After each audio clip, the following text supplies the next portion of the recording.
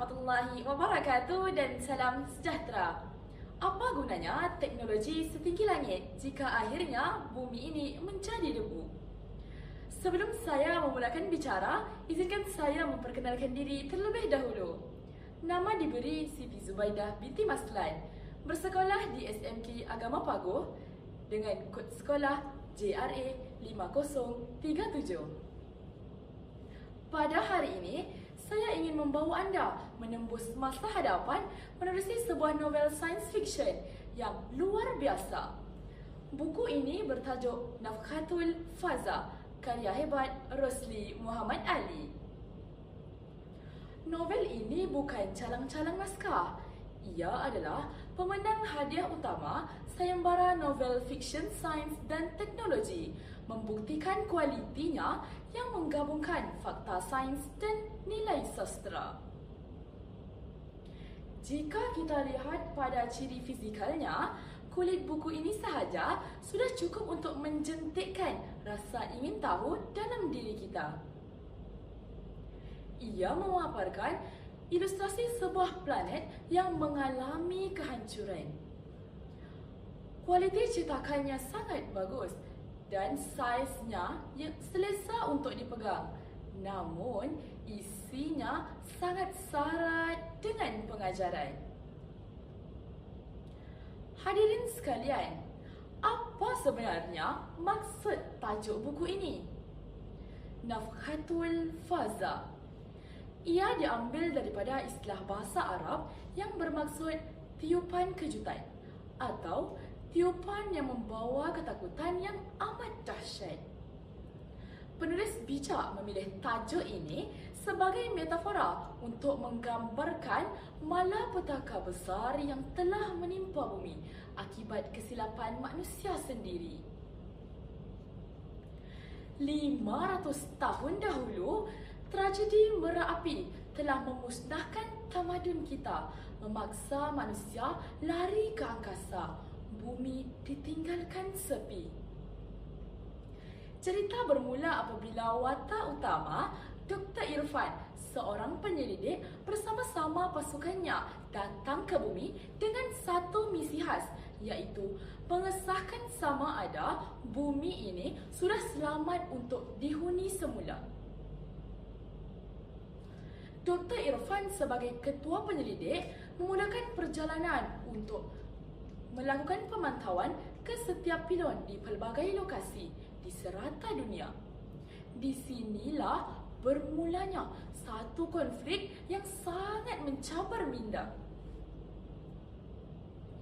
Semasa membuat pemantauan, alat pengesan mereka telah menangkap satu isyarat yang sangat spesifik.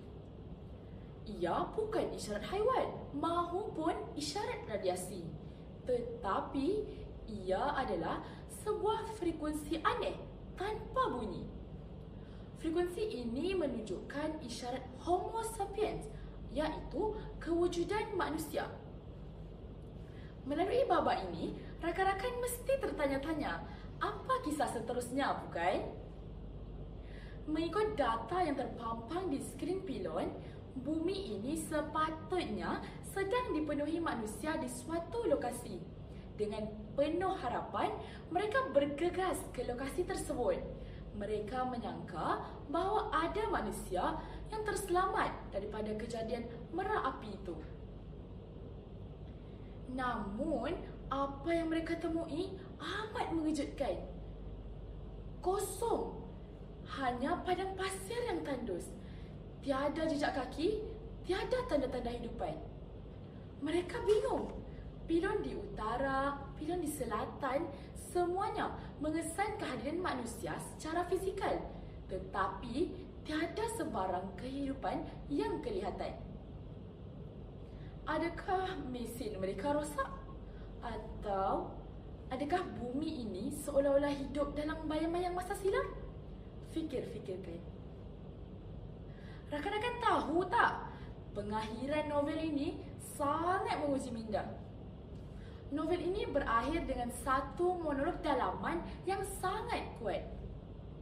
Walaupun mata kasarnya melihat kekosongan, tetapi hatinya percaya dan yakin pada satu keyakinan bahawa bumi ini pasti akan bangkit semula. Rakan-rakan sekalian, novel ini telah menyuntik satu pengajaran besar dalam diri saya sebagai seorang pelajar.